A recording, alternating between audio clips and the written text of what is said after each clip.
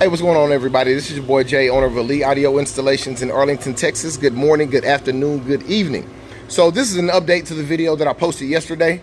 So a few things have happened since then, right?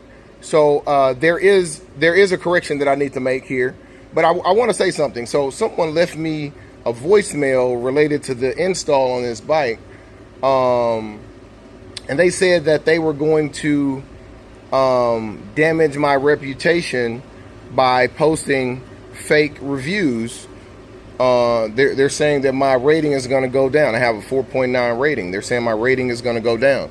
So first thing I want to do, I want to ask all my customers that have not left a review, if you got work done here and you were overly satisfied with the work that you got done here, if you guys could leave me a review, and hopefully that will counteract anything that someone does to my Google reviews. You know, and I would never advocate for, you know, somebody playing like that.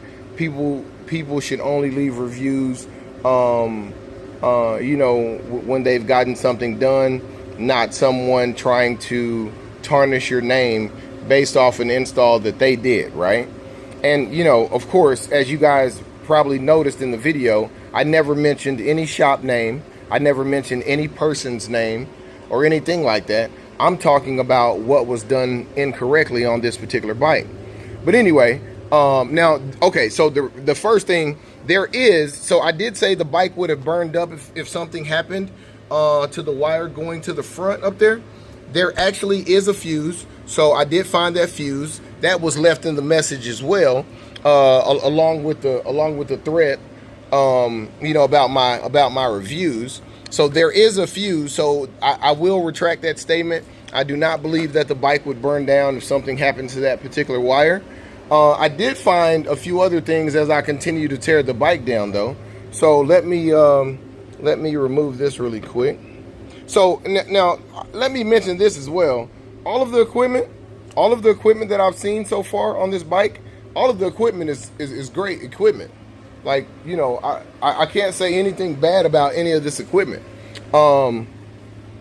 Like the Euphoria speakers, the tweeters, you know, the amplifiers, the DSP. Like, you know, I can't say anything bad about the actual equipment. The install was just done in a way that it shouldn't have been done in. All right.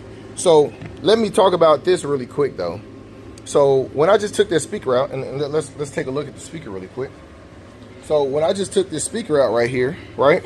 So it's sitting in this area. It's held in with 4 screws. It's held in with 4 screws. Okay, so here's the problem here. There's no foam either on top of this piece right here, nor is there any foam at the bottom of this piece where it actually meets this ring right here. So there is going to be constant, you know, anytime it rains, you're going to get water through there, right? Also, what the other thing that I noticed, this tweeter, if you can see that, that's a pretty big gap right there. So this tweeter moves, and of course, you know, Harleys vibrate violently, just generally, you know, like when you're doing regular riding, right? So everything that you do, you know, and Harley riders are known to just ride straight through the rain with no, you know, no thoughts of stopping, right? So like with all that in mind, I like to put foam under here and put foam on top to create a seal where you won't have any leakage. And then on the tweeter side of it,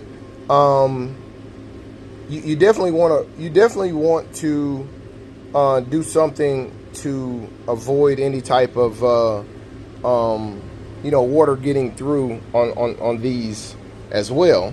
So those are a few things that I'm going to fix here. I haven't had time to kind of go through the rest of it yet, but if I find anything else, I'll do an additional update, guys. But at the moment, that's all I have. I'm just going to say this. Like I said before, I'm never going to do anything to mess up anyone's business. I think if you were a shop and you did this particular job, or you did any job out there that's, you know, that's not to the top of, you know, to the top of your game, adjust, make changes, and do things better, right?